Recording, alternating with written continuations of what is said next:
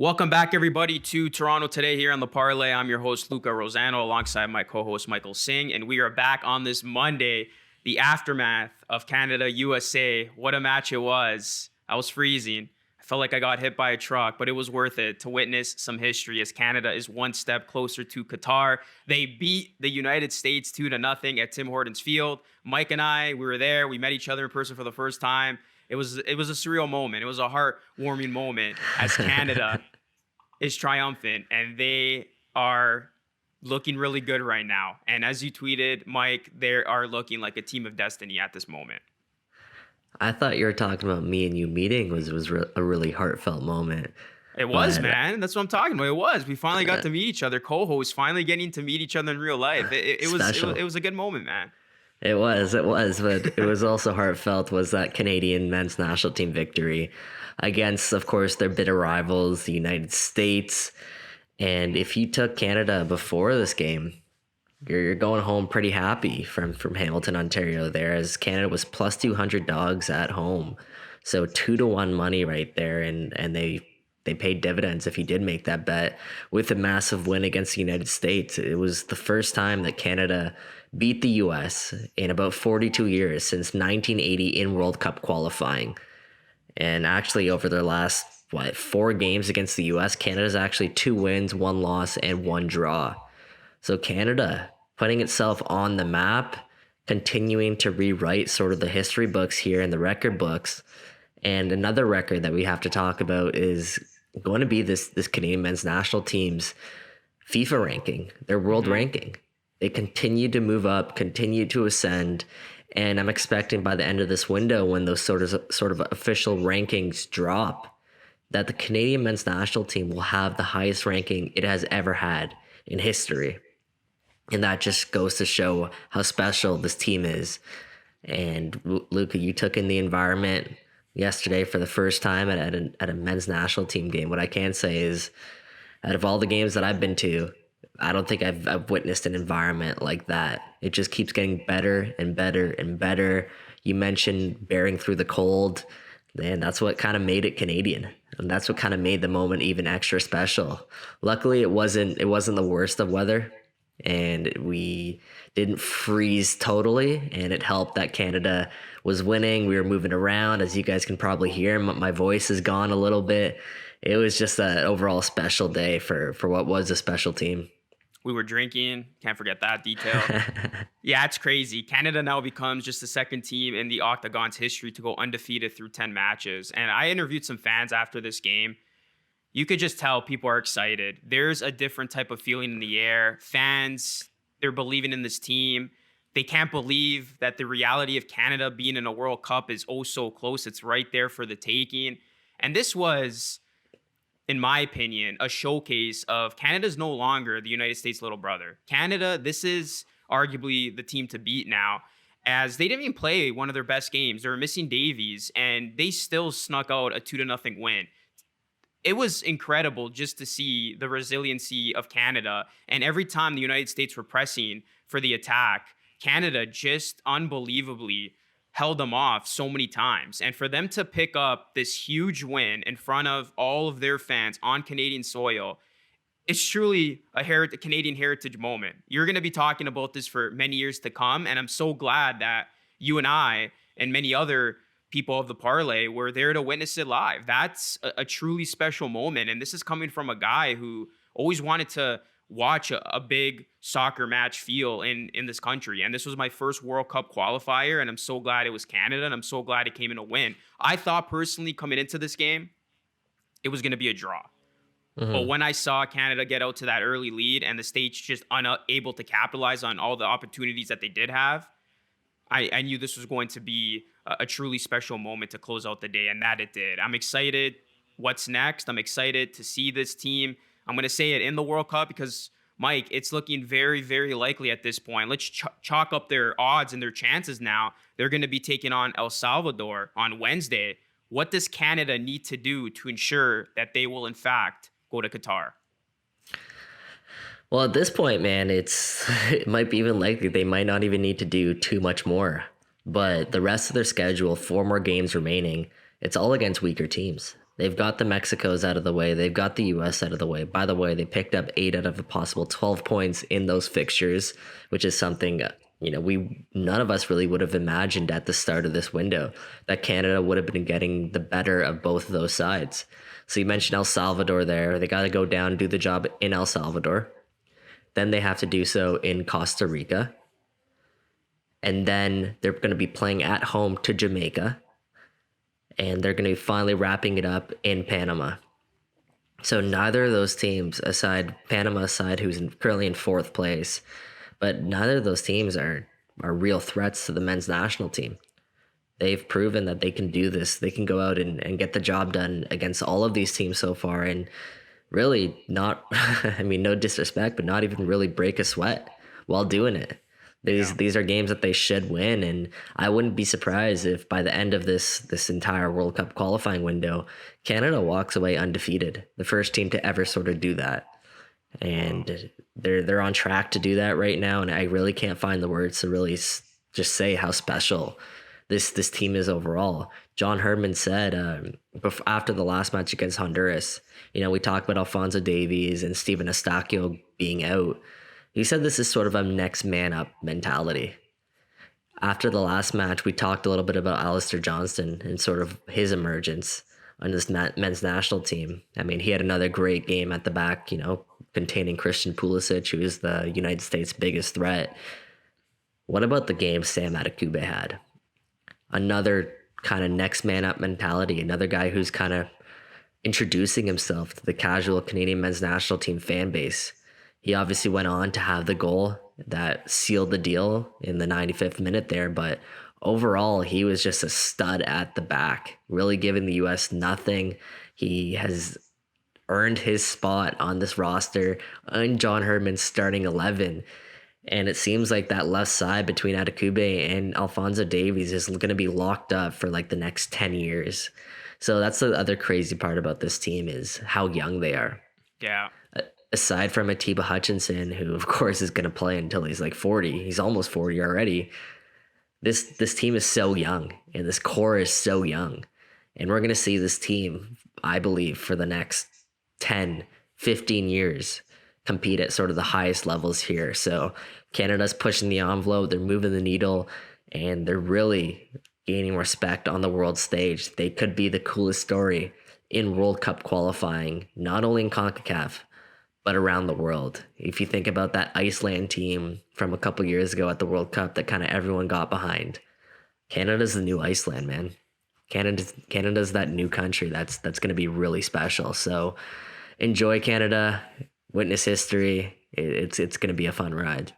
Well, it's funny. I know I'm looking ahead here, but I always love to look at big underdog teams to just take a shot, put some money behind them, not have any expectations, and just take a shot. And we saw in the NFL, the Bengals had ridiculously bad odds at the start of the season to win a Super Bowl, and now they're in the big game. If Canada goes to this World Cup, I don't care if people call me crazy. I'm putting some money behind it. You just never know. I know it's probably not going to happen, but you know what? They're going to have ridiculously bad odds, and if they somehow shock the world and everybody gets behind them, who knows, man? Who knows?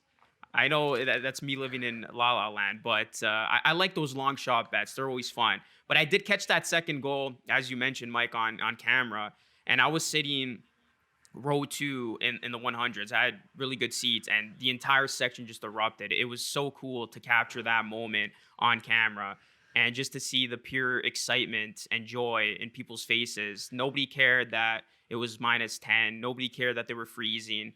I know a lot of the fans were drunk, but it was an amazing moment of Canada being there, and people realized at that moment, wow, this dream, it's actually starting to become a reality. That's what it is, man. It's a reality, and I feel like every day we're kind of learning that. I don't know if it's really hitting me yet, kind of setting in yet, but it's one of those things that like don't blink or you might miss it, and that's exactly what's happening right now with this Canadian men's national team and soccer as a whole in this country. Just circling back and kind of wrapping up this segment here, I just want to give a quick shout out to the U.S. women's or the Canadian women's team, because they beat the U.S. women's team before this men's team beat the U.S. here. and they really have set the bar in terms of what success is for soccer in this country. Of course, I'm referring to their gold medal win over the summer here in 2021. So Canada soccer in general is just on a wave. And if you're betting on Canada, they've probably made you some good money. And I want to see how long the odds makers kind of hold that up for giving Canada some pretty enticing odds, let's call it. Canadian excellence. What a time to be alive. Amazing time right now. All right, we're going to see how Canada does later on this week. Again, they take on El Salvador on Wednesday. That should be a good match. We're now going to talk about Raptors Heat. Speaking of big time matches, this was the game of the year, arguably, for the Toronto Raptors. This was a marathon. This was a classic, a triple OT thriller. First time the Raptors played in one of these, I believe, since 2012. It was a game against the Jazz. And this was just a playoff type game, man. Blow for blow, both teams going back and forth, both teams absolutely exhausted. But at the end, the Raptors won the race. They won the marathon, sneaking out with the victory against, oh, by the way, the number one seed in the East, the Miami Heat, a dangerous team, a team that we have praised many times on this show. But I feel like the biggest talking point after this one, Mike, was not the fact that the Raptors just won. It was the minutes logged by the 5 starters, all 5 starters logging 50 plus minutes. First time that has ever happened in the shot clock era. It was such a wild story that SportsCenter, ESPN got behind it. And they don't talk about the Raptors too often, especially during the regular season. So, amazing victory aside, what was your reaction to the Raptors playing all 5 starters 50 plus minutes? And I know we've talked about this a ton. What can we expect when it comes to this team potentially making some deals towards the NBA trade deadline? Yeah, for sure. And my reaction is it seemed like it was necessary. That's kind of been what Nick Nurse's ideas have been so far. It is necessary when you're in overtime and every possession counts. Like, who knows when that game would have ended? Would have ended after the first, the second, or the third overtime? I mean, the guys were all clicking out there. And I think overall, for me, like, what stood out is just how good of a defensive game that this team had. You think about that play that Pascal Siakam made, that double block almost on Jimmy Butler. Like, he had his best defensive game of the season, I think. And OG Anunoby as well. He was locking it down. Like, this guy is, I think personally, he's one of the best defenders in the NBA. Like, he can guard literally 1 through 5, and he does so in a high efficient manner. I want to see how this kind of works out though, because as you mentioned, first time in shot clock history, in the shot clock era, where 5 players played over 50 minutes. I mean, Raptors have a back-to-back right now, if I'm not mistaken. Yeah, they got the Hawks tonight and then the Heat again tomorrow. So I guess we'll really see how that kind of plays out. Fred VanVleet is what did he log? Something like 53 minutes. I mean, he's going to be relied upon heavily once again, just because of those issues that we talk about at the back with their facilitators. How is he going to hold up? This is a team that has to be ready for the playoffs. And right now, I mean, they're playing really good basketball, but how is this team going to look come June or May? I think that's kind of the big questions there, is Luca. And as you kind of pointed out, moves have to happen. They need to get this team some more support. Again, I got to give love to Gary Trent Jr. for the game that he had, the game that Pascal Siakam had, OG, Fred, like all the 5 Raptors starters played very well. We talk about Fred VanVleet a little bit more. He's such a savage, man. This guy's willing to go 0 for 10 from 3 and still be willing to take that shot with 2 minutes left from almost the logo. And just ice in his veins, cold-blooded, knocking down threes when it matters. It doesn't matter how many times he misses. That's why I love Fred VanVleet. There's a lot of positives to kind of take away from that performance. I'm with you, though. I'm a little bit nervy about how it kind of plays out moving forward, because they're logging so many minutes. It's not sustainable, but as reports are indicating, the Raptors are going to be aggressive and add pieces. Who are those pieces going to be? That remains to be seen. Dragic's name has come up a ton. The latest report indicating that the Raptors are, in all likelihood, going to definitely trade Goran Dragic. This game proved two things to me. Number one, the Raptors core is something special and it is something to invest in. And I mean, this all five of those players that we always go on and on about, they really showcase their best selves against one of the best teams in the East. And then the other is, yeah, this team definitely needs to go out and get some help because for as special as they are, it is not sustainable where your best players play 50 plus minutes and you can rely on them every single night without having to count on your bench. I mean, we talk about how special these five players have been. Imagine if they do have a capable bench. All of a sudden, you're talking about a Raptors team that looks pretty dangerous in the East. I mean, minus a bench right now, I would say they are the biggest sleeper team in the East. If they go up against a Miami team, which I hope that is a playoff matchup, or even a Bucks team or a Nets team, I wouldn't be so quick to say the Raptors are going to get their butts kicked and get swept or even lose that series quickly. This is a team that shows us so many times they're never truly out of a game. And I feel like they're at their best whenever they have adversity thrown at them. That Miami game was another perfect example of that. When Miami made their run, they came back.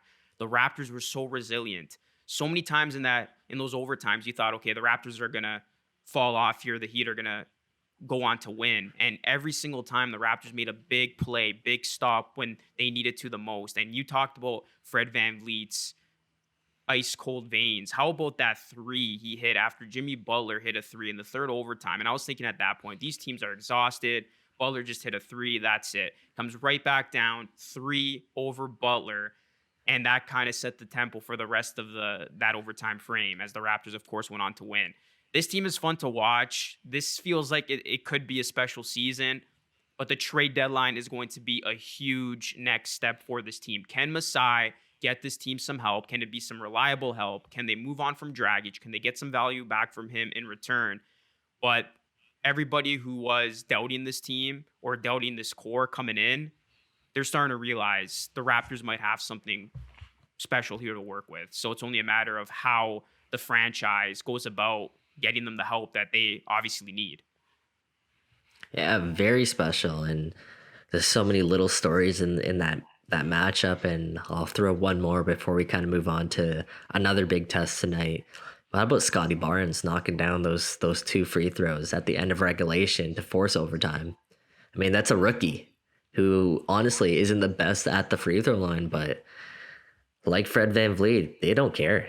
Like, it doesn't matter what the history has told them. Like, this is a team that's going to go out and be ignorant and just play the game the way that they know how to play it. And that's why they're so dangerous, is they play like they have nothing to lose. And that's kind of what's going to be the vibe heading into the postseason, if they get to the postseason, which we'll get to in a little bit. But that's kind of the vibe that this team gives off, is they don't care who they play. They don't care what's at stake. They're just going to go out and play ball because no one expected them to be in this position. And you got to love to see it. And it's an easy team to kind of get behind. Yeah. What they didn't get behind, and actually, I guess Vegas is sort of getting behind the Raptors here. Let me correct myself there, is these odds when they're facing the Atlanta Hawks tonight. And I'm kind of surprised right now, Luca, that the odds are so narrow. It's kind of like a pick'em game. I have the Raptors right now as slight dogs versus the Hawks at just underdogs by 1 point. It's a 1 point spread right now heading into Atlanta against a very good Atlanta Hawks team who is clicking on all cylinders right now, Luca. Yeah, I'm not surprised. I kind of expected the Hawks to be the slight favorite here. I mean, you look at this team, they've won 7 in a row and they had a big comeback against the Lakers. They are starting to flip that switch. And I thought they weren't going to, but I don't know what's clicked. I think it was that win against the Bucks on MLK Day. That was a win that was huge. I was going into that game like the Hawks are going to get smoked.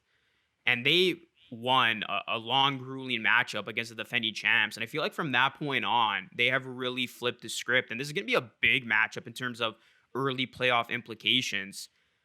But both of these teams are coming in riding some massive momentum. The Raptors 10-3 straight up in their last 13 games against Atlanta. They obviously won that marathon on Saturday. They've been in every single game, it seems, that they've played in. But the Hawks, during this win streak, they have beaten some good teams. Like I said, the Bucks. I don't want to say the Lakers, but I mean, you got to still put some respect on the Lakers' name. Miami, they beat them as well. Charlotte, Minnesota, Celtics. So those are not scrub teams. As Trae Young, he's been going off 27.7 points, 9.3 assists, and he's been shooting it 37.6% from downtown. So he's really elevated his game. And this team goes as far as Trae Young goes. We saw in the playoffs last season. When Trae Young goes off, his team thrives off his energy. He's that engine to that team. And we saw Trae have a little bit of struggles to begin a season, and the Hawks' record was hurt by that. But now that he's getting his confidence going, he's getting his mojo going, those role players are starting to play really well. The Hawks could be in a similar position as the Raptors. Can this be a team that goes out and they're aggressive at the deadline to try to bring in some pieces? I mean, they gave up Reddish, which to this day I still don't understand that trade, but that told me this team's not done making deals. I feel like the Hawks are looking for that other ready star player to pair with Trae. I know Ben Simmons' name has come up a ton. I mean, his name has come up a ton with many teams in the NBA. Another name, De'Aaron Fox. So I feel like the Hawks are looking for that secondary piece to pair with Trae Young as they feel they got something special. And that's kind of the state of the East right now. If you're one of those bubble teams, those play-in teams, if you will, and you are showing signs of life, the trade deadline is your opportunity to make a splash and all of a sudden get yourselves in the middle of the East, as it is pretty wide open. Outside of teams like the Nets, the Bucks, the Bulls, even this Heat team, there's some room to make some noise. I know the Sixers have been playing well too, but the East is closer than what people think. I think only like 4 games or even less than that separates 8 from number 1. So if a team makes a big move, they're playing hot, they can quickly move up these standings. So tonight's going to be a massive game, Mike. I'm not surprised that the Raptors are a slight dog. I mean, this game being a pick'em does make complete sense given how both these teams are entering. Who do I give the edge to? I can't bet against the Raptors right now. I simply can. I know I don't bet on them a ton. It's a team that I love and cheer for dearly. But right now, how can you underestimate what this team is doing? Even if they go down early in this game, they have shown that they can come back. And the biggest thing they can hang their hat on from that Saturday win is they finally won a nail-biting game. They finally won a game that came down to the wire, which was something that they hadn't done. So I like the Raptors tonight. I think they could keep their mojo going and beat a very hot Hawks team right now. I honestly, I hear you why you can't bet against the Raptors, but I'm a little bit more hesitant tonight. I mean, their last 3 games against the Hawks, the Raptors haven't won. And this is a Hawks team, 7 wins in a row. They're rolling right now. And if you look at the Eastern Conference standings, this is going to be a playoff-like game. Only 1 game separates the Hawks and the Raptors right now. And the Hawks are in 10th. They're in that final play-in spot. This is why I kind of hinted at it. Are the Raptors going to make the playoffs? Because if you take a look at the standings there, Luca, the Brooklyn Nets right now, they're in 6th place. That's the Brooklyn Nets. That's not, I mean, that's not the Cleveland Cavaliers that we're talking about anymore. That's the Brooklyn Nets in 6th place. They're 29-20. They're 4 games ahead of the Raptors right now, who are in 8th. The 7th place team that's the Charlotte Hornets, who the Raptors lost to the other night. They're 4 games. They have 4 more wins than the Raptors. They've played 4 more games, but all of those have been wins. That's the 7th place team. And behind them, we mentioned the Hawks. They're in 10th. And then the Wizards, who are just 2 games back of the Raptors. And the Wizards are in 11th. Now, the Wizards they're very, very bad right now. There's no other way to put it. They're struggling right now. But it's still no guarantee right now that the Raptors win, make it comfortably to the playoffs. It's actually a gamble, I'd say, especially with the way the Hawks have picked it up. And that's why this game means so much to both teams, because it's kind of make or break. It's only halfway through the season, but if you can kind of get that separation and separate yourself from the rest of the play-in table right now, it'll be such a massive win for the Raptors. But the Hawks know that too. They know what this game means, and every time they've had a close encounter with someone of late, they've risen to the occasion. We talk about Trae Young, kind of the game that he's playing. What about guys like John Collins or Bogdanovich or Herter or Clint Capella? Like we talk about the Raptors being deep, the Hawks are a really deep team as well. And everyone's kind of fit into sort of what their role is. And I don't know what's clicked for them, but whatever it is, it's working right now. So especially considering the game is in Atlanta and the Raptors are going to be playing a back to back, meaning I don't know who exactly is going to dress for both games. Like this game becomes that much more important for both teams. And that's why I'm kind of surprised the line is so narrow because of the way the Hawks have been playing and the fact that it is in Atlanta. But Yeah. Luca, it could go either way, man. Like it could go either way. I Okay. understand why you're leading Raptors, and I honestly, part of me believes that. But the other hand, I'm like, the Hawks they're damn good right now too. So I really don't know. This is probably a game I stay away from. Yeah, I hear you, man. And just looking ahead, this potential playing tournament is going to be crazy with teams like the Raptors, Celtics, Hawks potentially in there. Because I look at it, I agree. There's no guarantees the Raptors make the playoffs, but I think it's safe to say they will at least be a part of that playing tournament. I mean, the Pacers look dead in the water. But if they could somehow get one of those top six spots, that would be huge. But I don't see the Heat, Bulls, Sixers, Cavs, Bucks, or Nets being a part of the playing tournament. Do you? It's almost No. predestined that the Raptors are going to be playing in some do or die games if they do want to make the playoffs. Yeah, and hopefully they can get one of the 7 and 8 seeds because that obviously makes their life a lot easier come the playing tournament. So Yeah, you just got to win one. fingers, yeah, exactly. But it's gonna be tough, man. The way that the Celtics and the Hawks have kind of like those guys were touted, especially before the season, to finish above the Raptors, Yeah. right? And if they kind of find their mojo and start clicking, then it's gonna be very tough for this Raptors team to kind of keep pace. But they've shown that they can hang with anyone in this league, which is why, on the other hand, I'm thinking like the Raptors can do it. So I think Masai needs to go out and get some help probably sooner rather than later because these games are going to be a lot more significant, I think, now than even earlier, of course. It's going to be nerve wracking, but it's going to make for some good basketball because I feel like all these games are going to be so important for the Raptors. So we'll see how they fare tonight against the Hawks. Get your bets in if you do like a side in this one. Let's quickly touch on the Leafs. They were victorious and covered against the Red Wings. You won your bet as Michael Bunting hat trick cued the comeback, and the Leafs have now won 3 straight games. They'll be taking on the Devils tonight. They're going to be a favorite as the Leafs have owned New Jersey 5-0 against them in their last 5 and 8-2 in their last 10. What was your quick reaction to the Leafs covering and winning on Saturday, and who are you taking tonight? It was a big comeback win. I hated the way that they started. I thought Mrazek looked terrible. And this is a guy who needs to kind of pick it up so Jack Campbell gets his rest.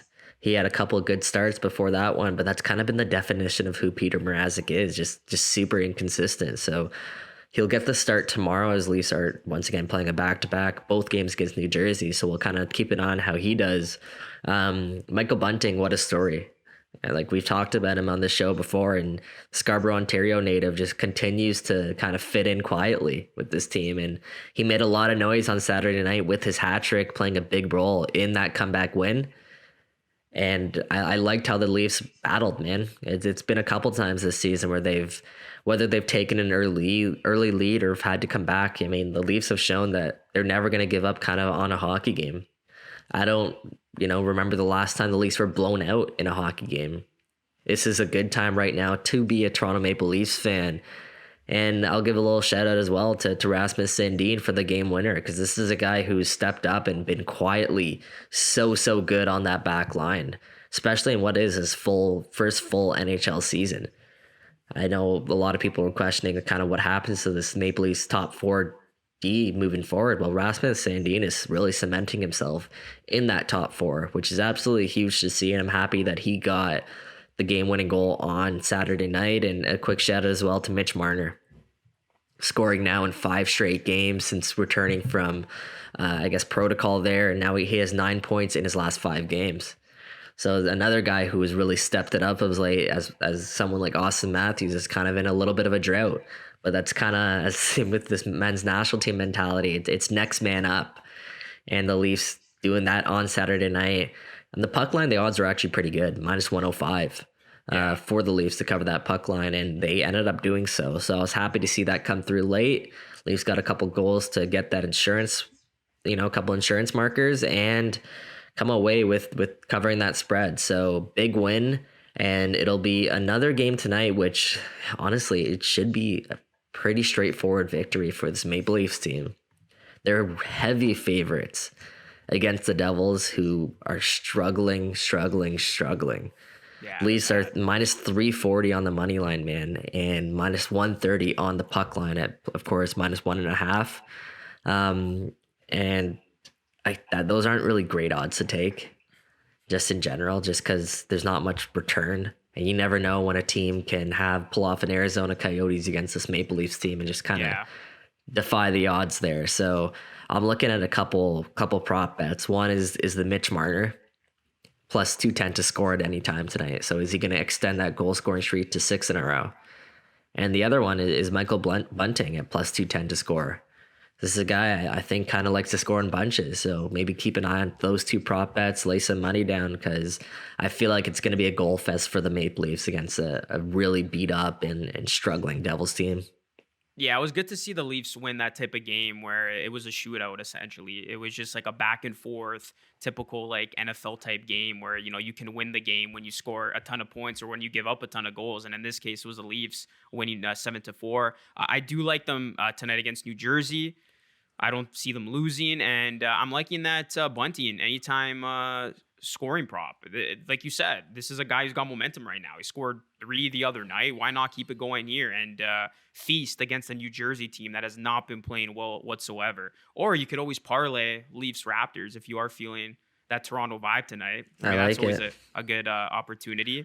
But yeah, I don't see Jersey keeping this one close. I mean, if they somehow pull this upset off, that would be crazy because your payout would be ridiculous if you put some money behind them. But yeah, the Leafs have been playing well, and it's a great time, man. Just in this country and city. I mean, Canada's doing big things. The Raptors are looking good. The Leafs are looking like clear cut favorites.